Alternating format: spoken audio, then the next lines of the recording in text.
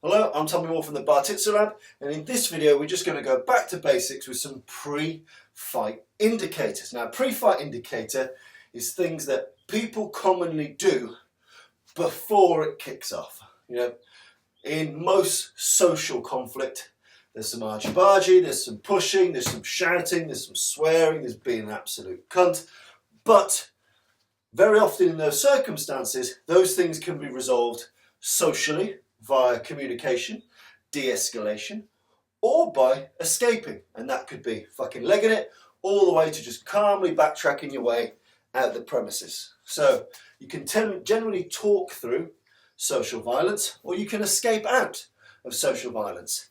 If there's a gap, there's enough of a gap for me to get gone. So get gone. However, some instances that's not possible.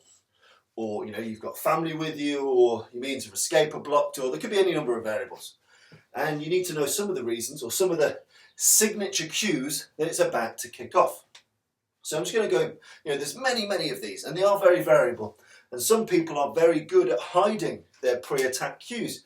You understand that every criminal that's not in jail is probably one of the smarter ones, which means he's more successful, he's more tried, he's more tested, he knows his shit. He's better at it than you are. So again, you know, it's not bulletproof, but here are some of the pre-attack indicators that you might want to clock, and there's lots of good material out on this all over the world, so make sure you read up on it. I'm just going to give you a little bit of a highlight reel. So, some of the danger red flags to watch out for. One of the first ones, or one of the easiest to spot, is a shifting of weight. So, normally in a social situation, our feet are parallel. When we're not trying to fight, our feet are parallel, they're the same width apart, they're both facing where we want to be. Now, sounds stupid, but if you put yourself in a parallel position and try and hit, it's really awkward, it's really shit. It's really shit, and we innately know this. So if we're going to pop someone, it's very rare we do it from when we're parallel. When our hips are parallel, we can't get anything into those shots. Everything is a bag of spanners. So a lot of people intuitively, before they're going to hit you, typically they'll take a step back with their dominant leg, and their dominant shoulder comes back. So now, if you imagine, try and hit with your feet parallel, feels like a bag of shit, put your right leg back a bit, boom! You can fire something. Even with no training, you can fire something pretty decent. So the first one to watch out for, it's a very relatively easy one, is the weight shift. Now, you might say, oh, I spot that easy. People tend to disguise this with communication. For example, what did you say? Now I've aligned my hips, I've got my hip back, I've pulled you in because I've asked you to repeat what you've said, bam! Then I can fire the shot. So often it's masked by verbals, it's masked by communication. You know, who's that then? I've shifted my weight. So you've got to watch out for the verbal masquerade which hides the setting of the hips. They're not just going to step back like they're doing karate into a fucking stance. No, it's going to be like, what did you say to me? And there, that's me setting the hips, boom, to fire a shot. Who the fuck's she then? I've set my hips. You know, there's many ways in which people can use their words, pointing, gestures and deception. You know, I could cough and I've set my hips. This can work for you as much as the bad guy. If you ever need to set your hips, the things that we're telling you to watch out for, you can do. What did you say? Hips back. Look, there's a copper over there. Hips back. You know, so again, anything that can be used against you can be used for you as well. But watch out for that changing and displacement of weight. But it does tell you a bit of a future. It knows that likely this shot is coming because this is the limb and this is the leg which is back. So you broadly have a good idea of what's coming.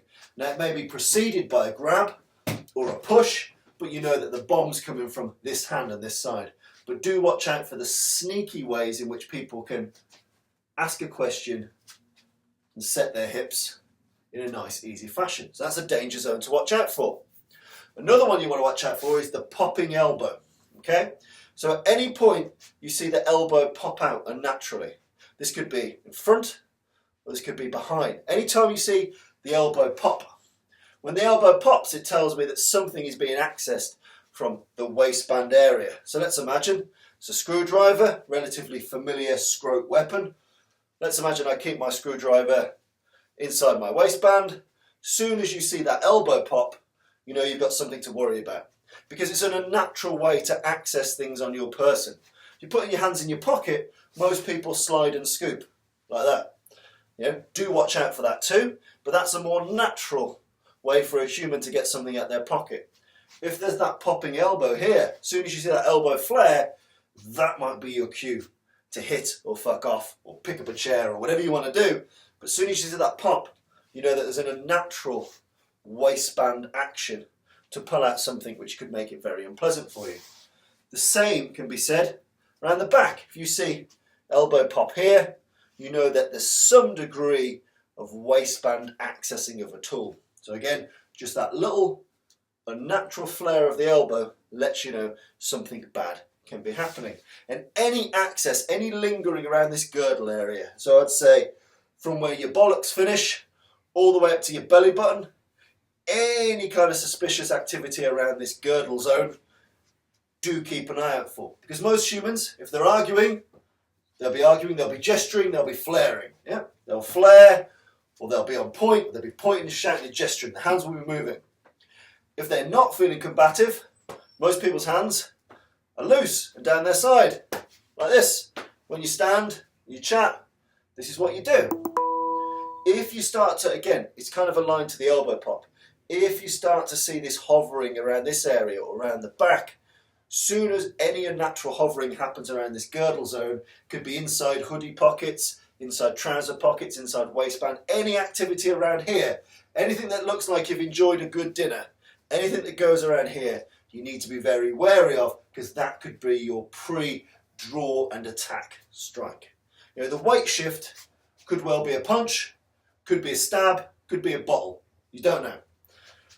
When it comes to elbow pops and things that go around the girdle area, it's very likely that's going to be a weapon draw. So again, you just need to be very mindful and make your decisions as to whether you're going to preemptively hit, preemptively shove, pick up an improvised weapon, or just fucking bolt it. And I always advise the latter, fucking bolt it. But again, elbow pops, unnatural access or touching around the girdle area, that's a real easy cue to watch out for. Digits, fingers. To manipulate a weapon, I need my fingers. So if I'm cupping a blade, you won't see my fingers. If I'm hiding a blade, you won't see my fingers. Insist on seeing fingers. If I can't see fingers, that means that something nasty and nefarious, like the screwdriver, that bottle, that bat, that knuckle duster, whatever it is, if I can't see fingers, you've either got a fist, which is something for me to worry about. If someone's forming a fist as we chat, even without a weapon, that gives me a pretty good idea of what's to come. But more nefariously, it could be that I'm cupping or hiding or otherwise masquerading a weapon. So again, keep an eye on where the digits are, all 10 digits. Don't be afraid, mid-confrontation, show me your fingers. Step back, show me your fingers. You got to see them to know if there's something in there. Even one finger missing, even if I'm just tucking one, I could be hiding a blade. Again, so all of the digits, you want to keep track of where these fingers are, because they can be hiding, cupping, obscuring or masquerading any particular tool. Okay, nice and easy. Very, very simple ones would be erratic cadence. So, if my speech pattern changes, so again, I might instantly ramp up the vehemence, the volume. What? Any change in level, pitch, tone could be an indicator. Now, it could just be verbal jiu-jitsu, it could just be fucking around, but you've got to be mindful of any changes in behaviour could be a cue for something. So listen to the tone, listen to the pitch, listen to the volume, understand what that could mean as a pre-strike. A lot of people talk about people becoming monosyllabic or saying fewer words, going from sentences to, you what? Go on then, yeah? As soon as it starts to become staccato, singular words, small phrases, that could be a sign that we've gone from a lower level threat to a higher level threat. So again, get used to understanding combative communication and what different ways of using language can mean. Also, just to point out, the erratic cadence could be in the hands. The hands go from being reasonable, even if it's you fucking what, to really kind of explosively vehement. If the hands go from one cadence, one speed, to several different speeds, that again could be a telltale sign. So watch out for any dramatic changes during that phase. Yep. A very simple one is proxemics, how close you are to me. I always say, I break ranges down into normal, awkward. This is awkward. If you get your students just face each other this way, it's awkward. It's awkward for both parties. It's a socially awkward range. So again, get intuitive with, has this range become awkward? Why have you either suddenly closed range, or also want to watch out for is, why has someone suddenly gone out of range? Why have we gone from maybe a slightly flared conversation and then you've quickly moved back? A lot of people over-focus on quickly moving in. That is a threat you need to be aware of, because it gives you, your reactionary gap is much smaller, so you can't really allow this to happen. But understand that if this suddenly happens, that's a very solid pre-strike, pre-stab, pre-attack indicator.